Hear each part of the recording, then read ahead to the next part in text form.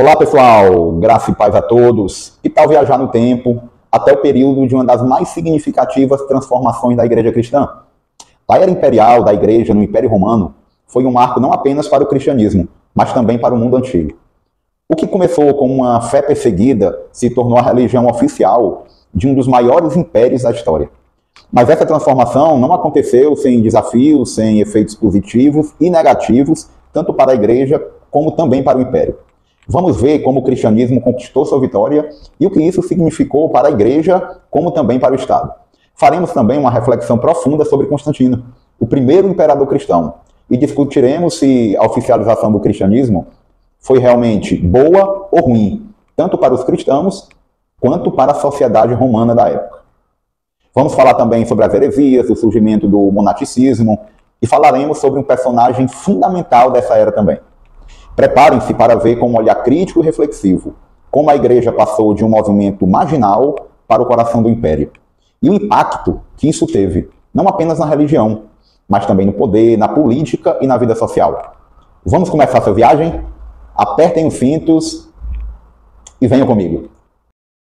No ano de 312 d.C., o Império Romano estava em crise. Constantino, um dos vários imperadores em disputa, estava prestes a enfrentar uma batalha decisiva contra Maxêncio. Durante essa batalha, ele teve uma visão que mudaria para sempre o curso da história. Uma cruz no céu, acompanhada das palavras: "Por este sinal vencerás". Ele acreditou que essa visão era um sinal de Deus e decidiu lutar em nome de Cristo. Após a vitória, Constantino proclamou o Edito de Milão, em 313, que legaliza o cristianismo, pondo fim a séculos de perseguição. Ele não apenas deu liberdade para os cristãos praticarem sua fé, mas também patrocinou a construção de igrejas, promoveu a celebração de feriados cristãos e incentivou a unificação religiosa no império. Mas será que realmente foi bom para a igreja essa vitória? Vamos refletir. Por um lado, a legalização do cristianismo foi uma vitória imensa para os cristãos, que até então eram totalmente perseguidos. Mas, por outro lado, essa aliança com o Estado trouxe também alguns desafios. O cristianismo se tornou uma ferramenta de poder. Em vez de ser uma religião perseguida, a igreja passou a exercer poder. Isso levou à superficialidade na fé, de muitos que se convertem por conveniência e não por convicção religiosa. Além disso, a aliança entre a igreja e o Estado trouxe algumas consequências complexas. A institucionalização da fé fez com que a igreja passasse a depender do poder imperial para sua expansão, o que gerou uma transformação dinâmica da fé cristã. O que era uma fé de resistência, agora se tornou uma fé de poder.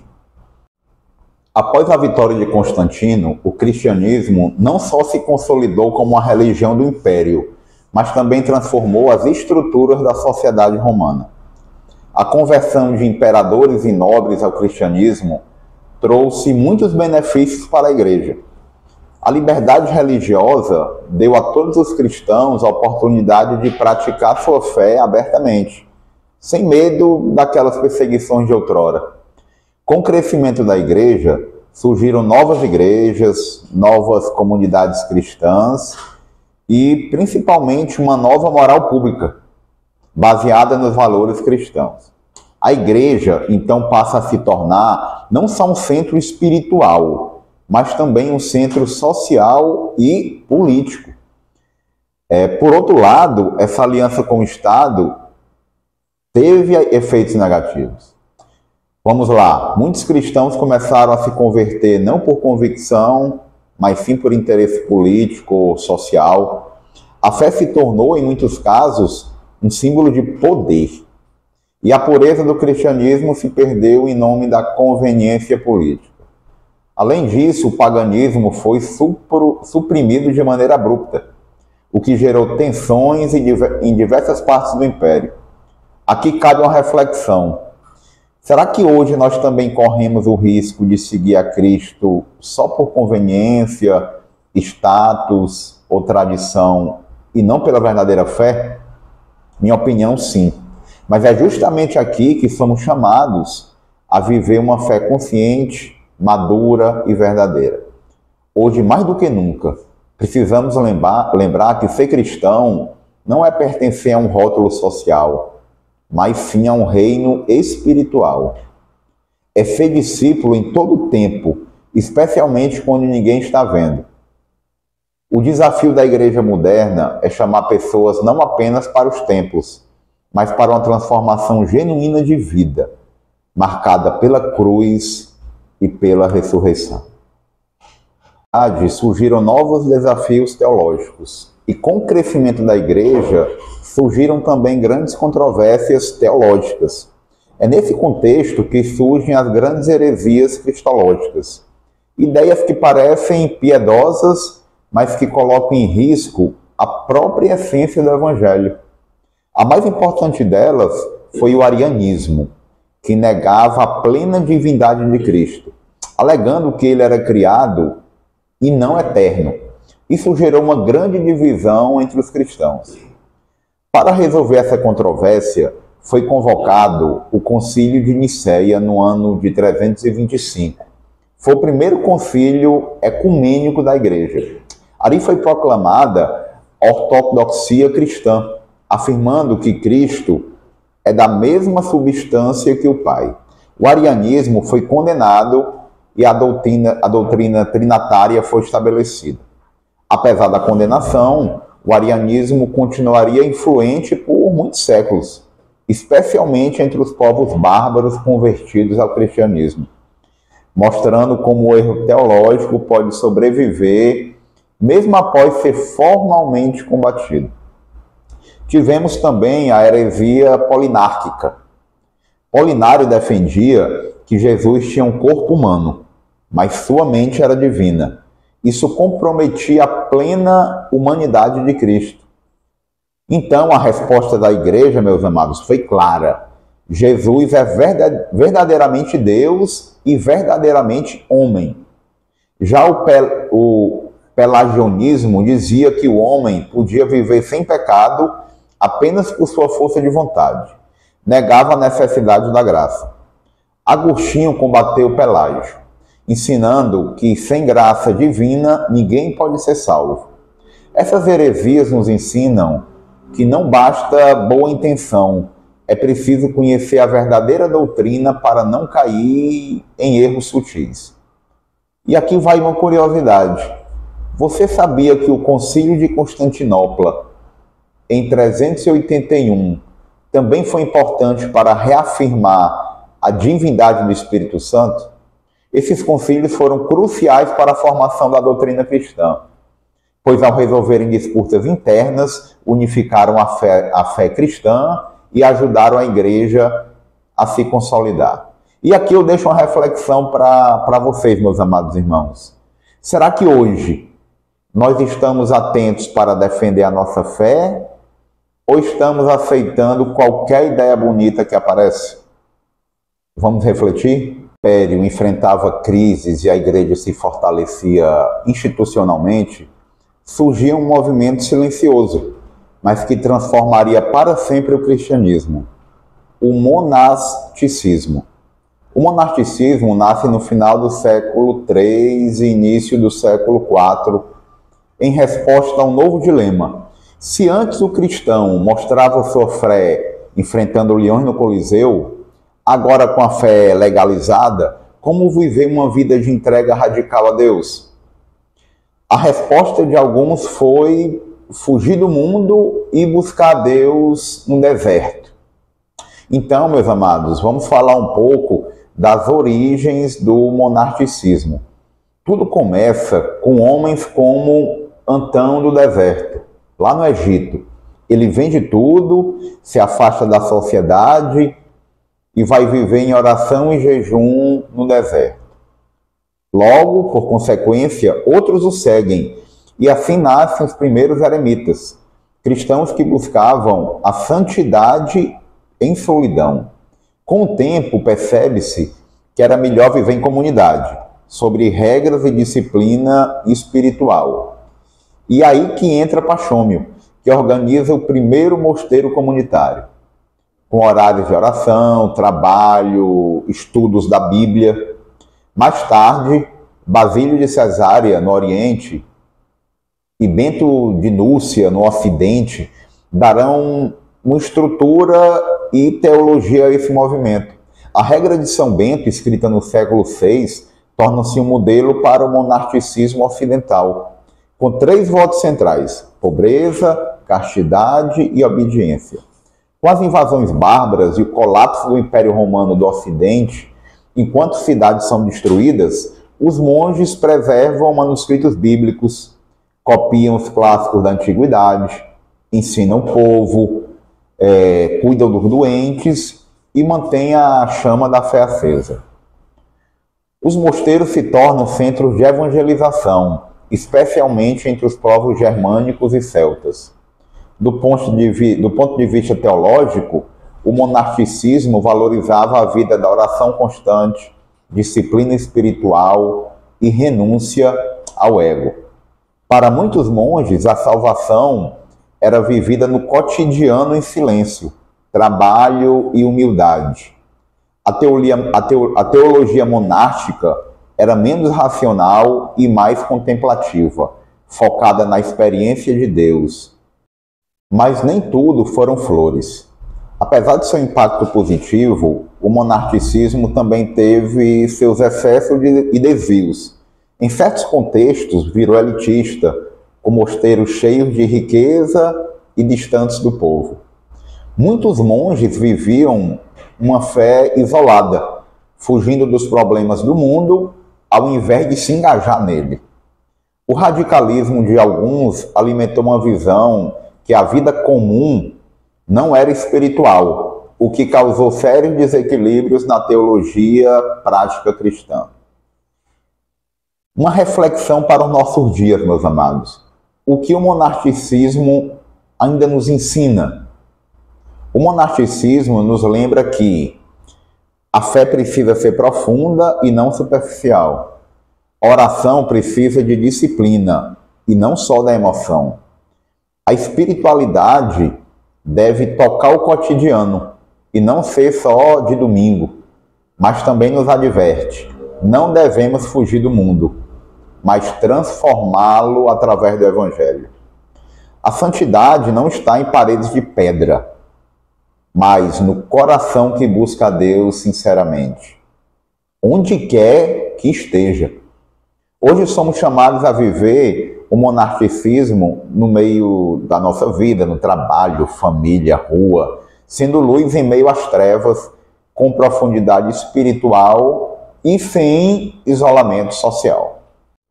Gostaria de falar agora acerca da queda do Império Romano, em 476 d.C., que é considerada por muitos historiadores como o fim da antiguidade e o marco que encerra a chamada Era Imperial. Mas esse colapso não aconteceu de um dia para o outro. Ele foi resultado de séculos de desgaste, tanto interno como externamente.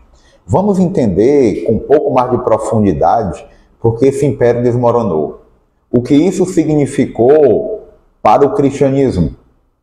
Algumas das causas profundas da queda que nós podemos citar foram a crise econômica, corrupção e instabilidade política também contribuiu muito para essa queda, o excesso de impostos, desigualdade social, desmoralização e perda de valores, e a pressão e invasões dos povos bárbaros, que contribuiu muito para a queda do Império.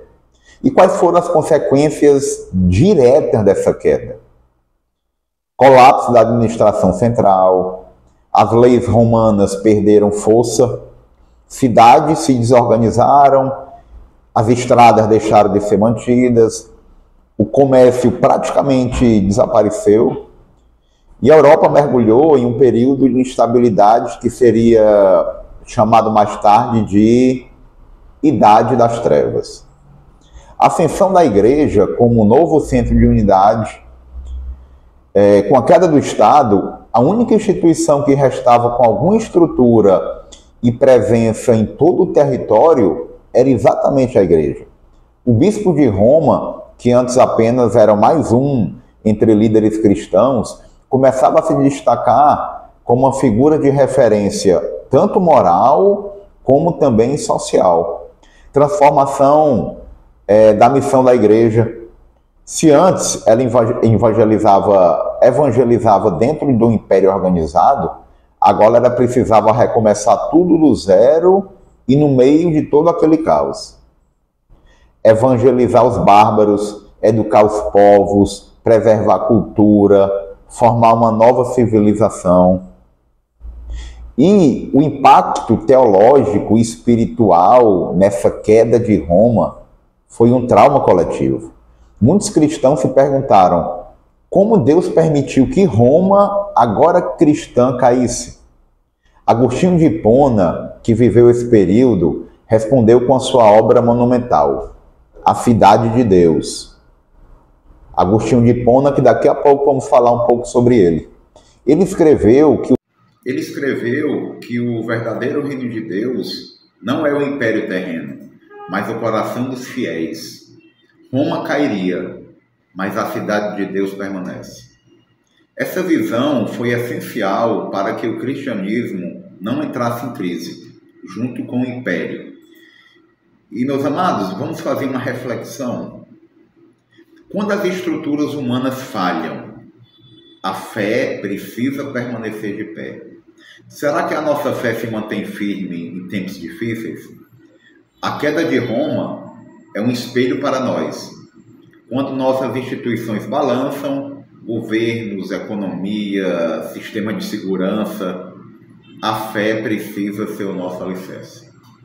Não a fé nessas estruturas, mas a fé em Cristo. Porque Ele não ruirá. Ele é a rocha eterna. Aqueles que constroem sua vida sobre Ele podem até passar por terremotos, mas nunca serão destruídos. Antes de concluir, e para representar a Imperial, o personagem que eu escolhi destacar é Agostinho de Hipona, uma das mentes mais brilhantes e influentes da história da Igreja Cristã. Agostinho nasceu em 354 d.C., na cidade de Agaste, ao norte da África, então uma província do Império Romano. Filho de Mônica, uma cristã fervorosa, e de Patrício, um pagão. Agostinho cresceu entre a fé e o ceticismo, a oração e a filosofia. Sua juventude foi marcada pela busca intensa por sentido. Ele passou pelo maniqueísmo, que via o mundo como uma batalha entre dois deuses, um do bem e um do mal. Depois mergulhou nas filosofias clássicas, mas sempre com um coração inquieto. E foi em Milão, ouvindo Ambrósio, que Agostinho começou a ver o cristianismo com outros olhos. E no momento de oração, ao ler Romanos 13, ele finalmente se entregou a Cristo, em uma conversão profunda e transformadora. Agostinho não foi apenas um convertido, ele se tornou um bispo de Hipona e um grande teólogo da igreja. Suas obras, inclusive, mudaram o rumo da teologia cristã. Entre elas eu destaco Confissões e A Cidade de Deus. Agostinho enfrentou as heresias do seu tempo. Contra os donatistas, defendeu a igreja que é santa, mesmo com pecadores em seu meio. Contra os maniqueus, ensinou que o mal é a ausência do bem, não uma força autônoma. Contra os pelagianos, afirmou que sem a graça de Deus, ninguém pode ser salvo. Ele moldou doutrinas que são centrais até hoje. O pecado original, a necessidade absoluta da graça e a predestinação. E, acima de tudo, o amor como essência da vida cristã. Agostinho foi um teólogo da alma, da graça, da esperança. Em plena era imperial, quando o império desmoronava e a igreja crescia, ele ofereceu uma visão cristã da história, da humanidade e de Deus. E seu legado é tão forte que católicos e protestantes o consideram uma referência. Agostinho nos ensinou que a fé verdadeira é uma busca constante, um retorno à graça e um amor sincero a Deus. E gostaria mais uma vez de convidá-los a uma reflexão. Será que, como Agostinho, temos coragem de olhar para dentro e reconhecer a nossa miséria e nos lançar na misericórdia de Deus? Porque é na fraqueza que a graça se revela. E Agostinho nos lembra disso. O coração humano só encontra paz quando repousa em Deus. Chegamos ao final dessa apresentação, meus amados. Agora é hora de refletir sobre o legado da era imperial para a igreja cristã e para todos nós nos dias atuais. A era imperial foi um ponto de virada na história do cristianismo, como nós vimos durante a apresentação. Foi o tempo em que a fé, antes perseguida, se tornou respeitada. E onde os mártires se deram lugar aos teólogos, aos concílios, às catedrais, ao diálogo com o poder. Foi o tempo em que a cruz entrou no palácio, mas junto com o prestígio vieram desafios. A fé se institucionalizou, o evangelho se misturou com a política e a igreja precisou aprender a ser fiel, mesmo quando era forte. Então, o que a era imperial não deixou? Do ponto de vista histórico, um cristianismo que sobreviveu ao colapso de Roma, uma igreja que evangelizou povos, perseverou a cultura e semeou a civilização ocidental. Um legado intelectual profundo também, com nomes como Agostinho de Hipona, que falamos agora há pouco, e que ainda hoje moldam nossa fé e pensamento. Do ponto de vista teológico, nós podemos falar da definição da Trindade, afirmação da plena divindade